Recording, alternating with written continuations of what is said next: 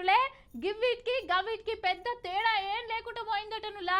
మరి కూరగాయలు ఉప్పులు పప్పుల ధరలు చూసుకున్నా అటు ఆరమారం తినే నీసు ధరలు చూసుకున్నా ఒక్క తీరుగానే అయినాయట. గందుకే అంటున్నా మరి అవునుల్లా గా మొన్నటి దాకా కొట్టిన వానలు చేయబట్టి ఈ వారం రోజులు సంది ఏం కూరగాయలు కొనవైనా కూడా బగ్గున మండుతున్నాయట ధరలు. మరి గా ధరలు ఎట్లున్నాయో ఓ పారి మనం కూడా పోయి చూద్దాం పారి.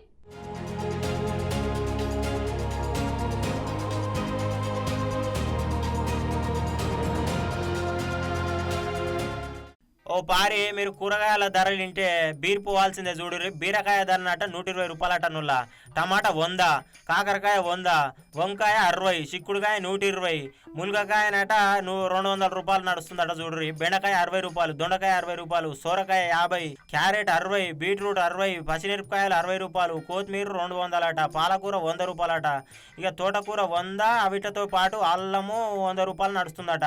ఇక ఉల్లిపాయలేమో 200.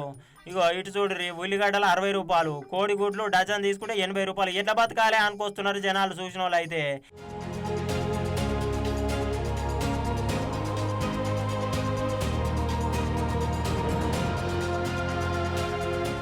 ఇన్నరా ఇగో గీ తీరులో నడుస్తున్నాయి కూరగాయల ధరలు, పప్పులు ఉప్పుల సరుకుల ధరలు.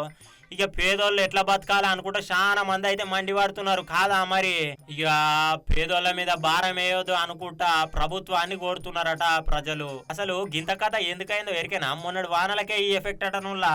ఇక వాతావరణంలో మార్పులు వచ్చే వరకు కూరగాయల దిగుబడి పూర్తిగా పడిపోయిందట. ఇక దీంతో విపరీతంగా ధరలు పెరిగినాయి అన్నట్టు.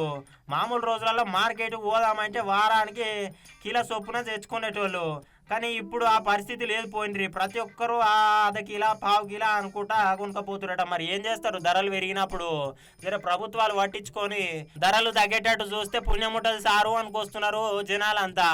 ఈ వానలు వచ్చాక బాగా కూరలు సరిగ్గా ఉండలేదు, సరిగ్గా రేట్లు కూడా బాగా ఇదిగా ఉన్నాయి. టమాటా 72 అయింది.